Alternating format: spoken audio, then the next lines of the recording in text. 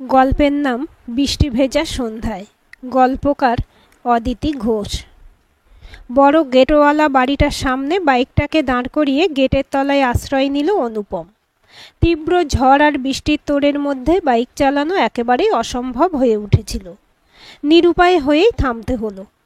বিকেল 5:30টার সময় যখন বাড়ি থেকে বেরিয়েছিল ও, তখনও এতটুকু আঁচ করা যায়নি যে এমন প্রবলভাবে ঝড় বৃষ্টি হতে পারে। কালবৈশাখীর দাপট ক্রমশ বাড়ছে। একই সঙ্গে চলেছে ঝড়ের মাতন ও বৃষ্টি। ঘন ঘন বিদ্যুৎ চমকাচ্ছে। এর মধ্যে আবার পাওয়ার অফ হয়ে গেছে। রাস্তাটা পুরো অন্ধকার। কোনো কোনো বাড়ির ভেতর থেকে কাঁচের জানালা দিয়ে আলোর রেখা দেখা যাচ্ছে। অনেক দিন থেকে বারবার রিকোয়েস্ট করেছে রাহুল ওর বাড়িতে যাওয়ার জন্য, কিন্তু যাব যাব করেও যাওয়া হয়ে ওঠেনি অনুপমের। রাহুল অভিমান করে বলেছিল, এই রবিবারে যদি না আসিস তাহলে তোর বাড়ি আর কখনো যাব না। অগত্যা রাজি হতে হয়েছিল ওকে। তবে বলেছিল, সকাল থেকে যেতে পারবো না এই গরমে, সন্ধেয় আসব। এদিকে বেরিয়ে এই বিপত্তি। রাহুলের বাড়ি যেতে গেলে আরও 1 কিলোমিটার যেতে হবে। ঝড় বৃষ্টিটা থামার জন্য অপেক্ষা করা ছাড়া আর গত্যন্তর নেই। হঠাৎ দোতলা জানালা থেকে টর্চের আলো এসে গায়ে পড়তেই ওপর দিকে তাকালো অনুপম। একটা ভারী পুরুষকণ্ঠ কানে এলো। কে কে ওখানে? অনুপম বলল, আমাকে আপনি চিনবেন না, বাইক চালাতে অসুবিধা হচ্ছিল বলে দাঁড়িয়ে পড়েছি এখানে, একটু কমলেই চলে যাব। সে তো বুঝলাম, কিন্তু এদিকে কোথায় যাবেন আপনি? আমি রথতলা এলাকায় আমার এক বন্ধু রাহুল মিত্রের বাড়ি যাব। কোন রাহুল মিত্র? স্টেট ব্যাংকের ম্যানেজার রাহুল মিত্র?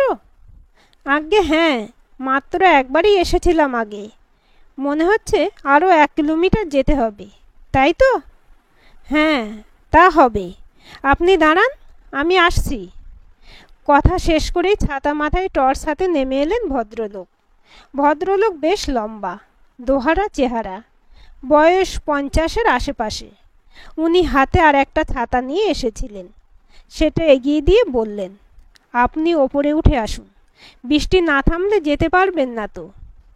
অনুপম সংকোচের সঙ্গে বলল, না না, আপনাকে ব্যস্ত হতে হবে না, বৃষ্টিটাই একটু পরেই মনে হচ্ছে থেমে যাবে, ততক্ষণ আমি এখানেই একটু দাঁড়াচ্ছি। ভদ্রলোকের গলায় এবার আদেশের সুর। বলছি তো, উঠে আসুন, রাহুল আমার বিশেষ পরিচিত। আপনি তার বন্ধু জানার পর এভাবে দাঁড়িয়ে দাঁড়িয়ে আপনাকে ভিস্তি দিই কী করে? আসুন। অনুপম আর কথা না বাড়িয়ে ভদ্রলোককে অনুসরণ করল। দোতলায় উঠতেই প্রথমে ড্রয়িং রুম। অনুপমকে বসতে বললেন ভদ্রলোক। অনুপমের জামা প্যান্ট অনেকটাই ভিজে গেছে, তাই সোফায় বসতে আপত্তি জানালো ও। সঙ্গে সঙ্গে ঘরের কোণ থেকে একটা কাঠের টুল এগিয়ে দিলেন ভদ্রলোক। অনুপম বসতেই ভদ্রলোক বললেন, আমার নাম রঞ্জন দত্ত, অধ্যাপনা করি। রাহুলকে নামটা বলতেই চিনতে পারবে ও। ও চাকরি পাওয়ার পর থেকেই ওকে চিনি, বেশ ভালো ছেলে। কথা বলতে বলতে উনি একটা তোয়ালে এগিয়ে ধরলেন। অনুপম সেটা নিতে সংকোচ করছে দেখে রঞ্জন দত্ত আন্তরিকতার সুরে বললেন, নিন, ধরুন, মুখ হাতে জল মুছে নিন। রঞ্জন দত্তের কথাকে উপেক্ষা করতে পারল না অনুপম। তোয়ালেটা নিয়ে মুখ হাত মুছল। বৃষ্টির বেগটা দেখতে দেখতে অনেকটাই কমে এসেছিল। অনুপম বলল, বৃষ্টিটা মনে হচ্ছে এক্ষুনি থেমে যাবে, আর কয়েক মিনিট পরেই আমি চলে যেতে পারবো। রঞ্জন দত্ত বললেন, আমার স্ত্রী চা বসিয়েছে, খেয়ে তারপর যাবেন। আপনি বরং রাহুলকে একটা ফোন করে জানিয়ে দিন যে আপনি বৃষ্টিতে আটকে পড়েছেন, কমলেই চলে যাবেন। অনুপম পকেট থেকে মোবাইল বার করে রাহুলকে কল করে সেটাই বলল। চায়ের ট্রে নিয়ে ঘরে ঢুকলেন যে মহিলা, তাকে দেখে চমকে উঠল অনুপম। এ কাকে দেখছে ও? সুতপাদি এখানে? ওই তাহলে অধ্যাপক রঞ্জন দত্তের স্ত্রী? কিন্তু কি করে সম্ভব হলো এটা? সুতপাদি তো বাড়িতে চিঠি লিখে রেখে গিয়ে বিভাস চৌধুরীর সঙ্গে পালিয়েছিল, আজ থেকে প্রায় 17-18 বছর আগে। 7 দিন পর বিভাসদা বাড়ি ফিরে এসেছিল একা। এসে বলেছিল সুতপাদিকে নিয়ে কলকাতার একটা ছোট হোটেলে উঠেছিল ও। পরদিনই কালীঘাটে গিয়ে বিয়ে করার কথা ছিল ওদের, কিন্তু সন্ধ্যাবেলায় ও যখন খাবার আনতে গিয়েছিল তখন হোটেল ছেড়ে পালিয়েছিল সুতপাদি। 5-6 দিন ধরে খোঁজাখুঁজি করে তাকে কোথাও না পেয়ে বিভাসদা ভেবেছিল যে সুতপাদি তাহলে বাড়িতে ফিরে এসেছে, কিন্তু এখানে এসে দেখছে সুতপাদি বাড়ি ফেরেনি। স্বেচ্ছায় যে ওকে বিয়ে করতে চেয়েছিল সে কেন ওকে ছেড়ে পালালো তা কিছুতেই বুঝতে পারছে না বিভাসদা। সুতপাদির বাড়ি থেকে পালানোর খবরটা আগেই রটেছিল। এরপর বিভাসদাকে ছেড়ে ও চলে যাওয়ার কথাটাও দ্রুত রটে গিয়েছিল অঞ্চলে। বিভাসদার কথাটা বিশ্বাস করেনি অনেকেই, বিশ্বাস করেনি সুতপাদির বাড়ির লোকও। অনেকেরই ধারণা হয়েছিল যে বিভাসদা নিশ্চয়ই মোটা টাকার বিনিময়ে বেচে দিয়েছে সুতপাদিকে। কিন্তু বিভাসদার মতো একটা ডেঞ্জারাস ছেলের বিরুদ্ধে মুখ খুলতে সাহস পায়নি কেউই। একটা লোফার ছেলের সঙ্গে পালিয়ে যাওয়ায় মেয়ের উপর প্রচণ্ড রেগেছিলেন সুতপাদির বাবা সুনীল চ্যাটার্জি। তাই মেয়ের জন্য খোঁজাখুঁজি করেননি তিনি, থানায় কোনো ডায়েরিও করেননি। আসলে সুতপাদির নামটাই মুছে ফেলতে চেয়েছিলেন তার পরিবারের তালিকা থেকে। এরপর আর সন্ধান মেলেনি সুতপাদির। এত বছর পর সেই সুতপাদিকে যে এভাবে এখানে দেখতে পাবে তা ছিল অনুপমের কল্পনার বাইরে। অনুপম সুতপাদিকে চিনতে পারলেও সুতপাদি যে ওকে চিনতে পারেনি সে ব্যাপারে নিশ্চিত। অবশ্য চিনতে না পারাটাই স্বাভাবিক, কারণ সুতপাদি যখন বাড়ি ছেড়েছিল তখন অনুপমের বয়স সবে 14, ক্লাস 9-এর স্টুডেন্ট। সেদিনে সেই রোগাটে চেহারার কিশোরের সঙ্গে আজকের অনুপমের অনেক ফারাক। এখন অনুপম একজন 31 বছরের বলিষ্ঠ যুবক, মুখ ভর্তি চাপদাড়ি। ওর চোখে উঠেছে গোল্ডেন ফ্রেমের পুরু লেন্সের চশমা, কাজেই সুতপাদির পক্ষে ওকে চেনা সম্ভব নয়। ছোটবেলার অনেক স্মৃতি জড়িয়ে আছে সুতপাদির সঙ্গে। সুতপাদি ছিল অনুপমের দিদি বিপাশার অভিন্ন হৃদয় বন্ধু। দিদি আর সুতপাদির সঙ্গে অনুপমের বয়সের পার্থক্য ছিল 7 বছরের। সুতপাদির কোনো ভাই ছিল না, ওরা 2 বোন। অনুপমকে নিজের ভাইয়ের মতো ভালোবাসত সুতপাদি। প্রতি বছর ভাইফোঁটা দিত, রাখির দিনে রাখি পরাতো, জন্মদিনে উপহার দিত। অনুপম নিজের দিদিকে দিভাই বলে ডাকে, আর দিভাই ওকে ভাইটুস বলে। সুতপাদিও দিদির দেখা দেখি ভাইটুস বলে ডাকতো অনুপমকে, আর ওর কথা মতো সুতপাদিকে দিদিভাই বলে ডাকত। প্রতিবার ভাইফোঁটা আর রাখিতে 2 দিদির কাছে গিফট পাওয়া নিয়ে বেশ এক্সাইটেড থাকতো অনুপম। কি সুন্দর ছিল সেই সব দিনগুলো। নিজের দিদির মতোই ভালোবাসত ও সুতপাদিকে। তাই সুতপাদি নিরুদ্দেশ হওয়ায় মনে মনে কষ্ট পেয়েছিল অনুপম। বৃষ্টিতে অনেকটাই ভিজে গেছেন, চাটা খেয়ে নিন, ভালো লাগবে। সুতপাদির কথায় চমক ভাঙল অনুপমের। চায়ের সঙ্গে প্লেটে 2টো বিস্কুট দিয়েছে সুতপাদি। ওই হাতের ছোঁয়া চা খেতে বড় ইচ্ছে করল অনুপমের। একটা বিস্কুট খেয়ে চায়ের কাপে চুমুক দিল ও। বাইরে ঝড় থামলেও অনুপমের মনের মধ্যে তখন আর এক ঝড় উঠেছে। কি করে এটা সম্ভব হলো? বিভাসদার মতো একজন বাজে ছেলের সঙ্গে ঘর ছেড়েছিল যে সুতপাদি, সে কি করে একজন রুচিশীল অধ্যাপকের স্ত্রী হলো? কি ইতিহাস লুকিয়ে আছে এর পেছনে জানতে মনটা উদ্গ্রীব হয়ে উঠেছে। তাছাড়া সুতপাদির কাছে নিজের পরিচয় দিতে বড় ইচ্ছে করছে। চাটা প্রায় শেষ হয়ে এসেছিল। মনের সঙ্গে কিছুক্ষণ টানাপোড়েন করে শেষ পর্যন্ত ডেকেই ফেলল অনুপম। দিদি ভাই, আমাকে চিনতে পারলে না? আমি তোমার ভাইটুস। চমকানো গলায় সুতপাদি বলল, কে তুই? ভাইটুস মানে অনু?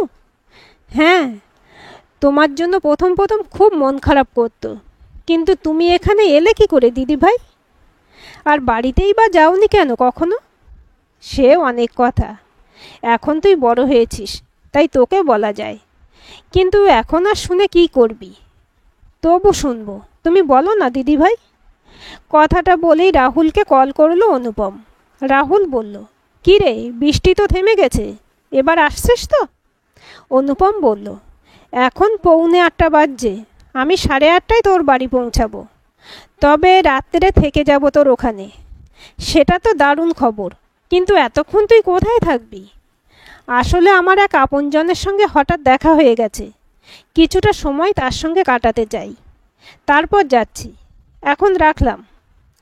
রাহুলকে কোনো কথা বলার সুযোগ না দিয়েই ফোনের লাইনটা কেটে দিল অনুপম। সুতপা দত্তের দিকে তাকিয়ে বলল, এবার বলো না দিদি ভাই, কি হয়েছিল তোমার সঙ্গে?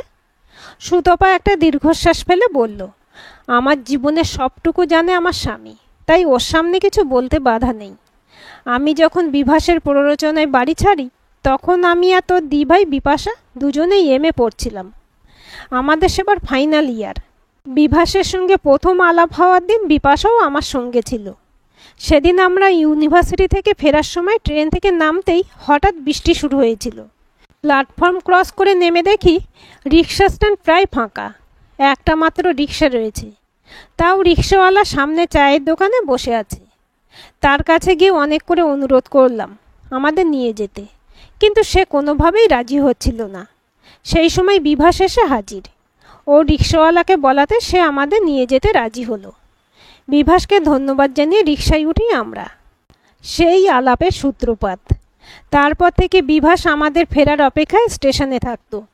আমাদের সঙ্গে, বিশেষত আমার সঙ্গে কথা বলতো। কি করে যে কি হয়ে গেল জানি না। 3 মাসের মধ্যে ওর সঙ্গে আমার একটা সম্পর্ক গড়ে উঠল। ও আমাকে প্রপোজ করলো। আমি ফেরাতে পারলাম না ওকে। সবাই বিভাসকে খারাপ বললেও ও আমার সঙ্গে অত্যন্ত ভদ্র ব্যবহার করত। তাই ওকে কখনো খারাপ লাগতো না আমার। ও মাঝে মাঝে দুঃখ করে বলতো আমি পারতপক্ষে কোনো খারাপ কাজ করিনি। রেগে গিয়ে 2-1বার উগ্র হয়ে উঠেছিলাম। এখন কিছুই করি না। অথচ আমার এমনই দুর্ভাগ্য যে আমার গায়ে খারাপ ছেলের স্টাম্পটা রয়েই গেছে। ওর বাবা মারা গিয়েছিল ও ছোটবেলায়। বাবার জন্য দুঃখ করত। ওর কথা শুনে আমার মায়া লাগতো। ইতিমধ্যে আমার বাড়ি থেকে বিয়ের সম্বন্ধ হচ্ছিল। এক জায়গায় পাকা কথা হয়ে যায়। কথা হয় আমার পরীক্ষা হয়ে গেলেই বিয়েটা হবে। দিনক্ষণ প্রায় ঠিক হয়ে যায়। আমি কথাটা বিভাসকে জানাতেই ও কাঁদো কাঁদো হয়ে বলে, তোমাকে আমি ভীষণ ভালোবাসি সুতপা, তোমাকে ছাড়া বাঁচব না আমি। অথচ তোমার বাবা কোনোভাবেই আমার সঙ্গে বিয়ে দেবে না তোমার। তার থেকে চলো আমরা পালিয়ে গিয়ে বিয়ে করি। তোমার কোনো চিন্তা নেই। বিয়ে করে আমরা ব্যারাকপুরে আমার মাসির বাড়ি উঠব। আমার মাসি মেশোর কোনো ছেলেপুলে নেই। আমাকে নিজের ছেলের মতো ভালোবাসে ওরা। আমি বিয়ে পাশ করার পর থেকে বারবার আমাকে বলছে ওদের কাছে গিয়ে থাকতে, মেশোর ব্যবসার হাল ধরতে। আমি রাজি হইনি। এখন মনে হয় ভুলই করেছি আমি। এখানে দাদার ব্যবসায় সাহায্য করে আমার কোনো লাভ হচ্ছে না। আমার দাদাকে লোকে মনে করে ভালো, আসলে ও ভীষণ ধান্দাবাজ। বেগার খেটে মরি আমি। সকাল থেকে খুব খাটিয়ে নেয়, কিন্তু সামান্য কটা করে টাকা দেয়। সেই টাকা বাইকে তেল কিনতেই ফুরিয়ে যায়। আমার ভবিষ্যৎ বলে কিছু নেই। বরং মাসির কাছে গেলে আমি ঠিক একদিন বাড়ি, ব্যবসা সব কিছুরই মালিক হব। আমি বলেছিলাম আমার পড়াশোনার কি হবে? বিভাস বলেছিল তাহলে তোমার শেষ পরীক্ষার দিন পরীক্ষা হয়ে গেলে পালাবো আমরা। পরের দিন কালীঘাটে বিয়ে করব। তোমার স্বাধীনতায় বাধা দেব না আমি। তুমি চাকরি পেলে অবশ্যই করবে। দেখবে আমরা খুব ভালো থাকব। ওকে বিশ্বাস করে পরীক্ষার পর বাড়ি না এসে আমি স্টেশনে অপেক্ষা করেছিলাম। বিভাস এসেছিল সময় মতো। তারপর আমায় নিয়ে চলে গিয়েছিল কলকাতায়। একটা হোটেলে তুলেছিল ও আমাকে। সেখানেই ওর স্বরূপ জানতে পারি আমি। ও আমাকে স্নান করার জন্য বাথরুমে যেতে বলে। আমি বাথরুমে যাই, কিন্তু স্নান না করে চোখে মুখে একটু জল দিয়েই বাথরুম থেকে বেরিয়ে আসি। ও বুঝতে পারেনি এত তাড়াতাড়ি আমি বাথরুম থেকে বেরিয়ে আসব। ঘরের লাগোয়া ব্যালকনিতে দাঁড়িয়েও ফোনে কারোর সঙ্গে কথা বলছিল। 2-1টা কথা কানে যেতেই আমি পর্দার আড়ালে লুকিয়ে পড়ি। ও বলতে থাকে আমার কাছেই এখন আছে। আমি কাল কালীঘাটে বিয়ে করার নাম করে হোটেল থেকে বের করব। তারপর তোমার হাতে তুলে দেব। আমি কিন্তু 1 লাখ টাকার 1 পয়সা কম নেব না।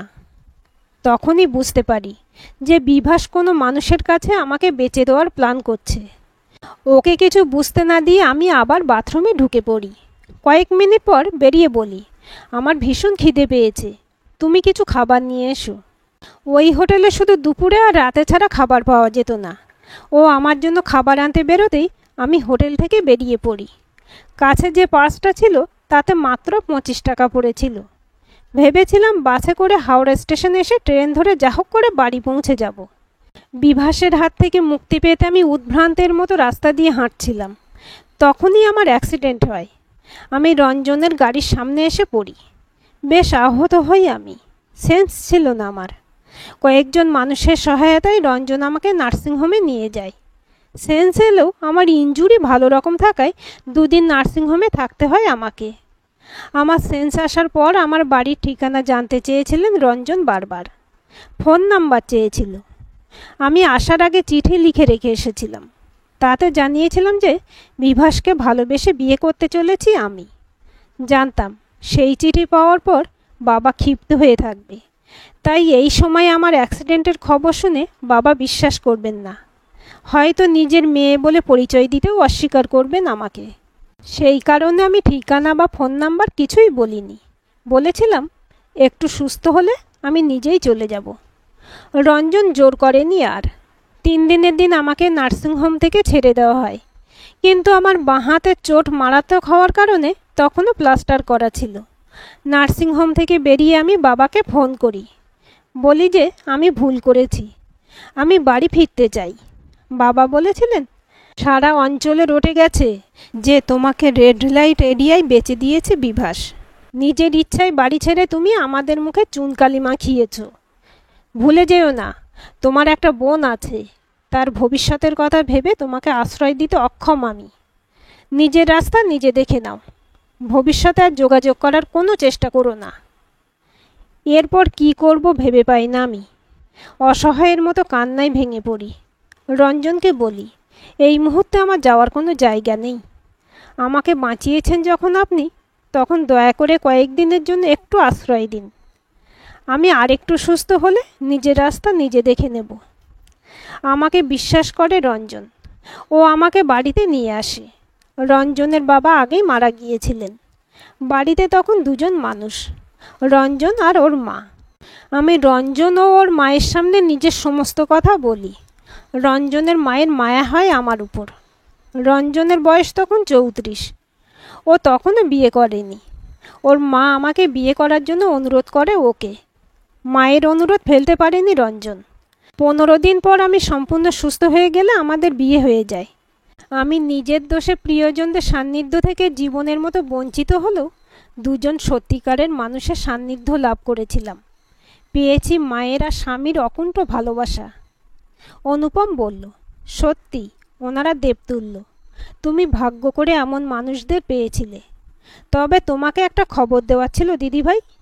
বিভাসদা ওর পাপের সাজা পেয়েছে।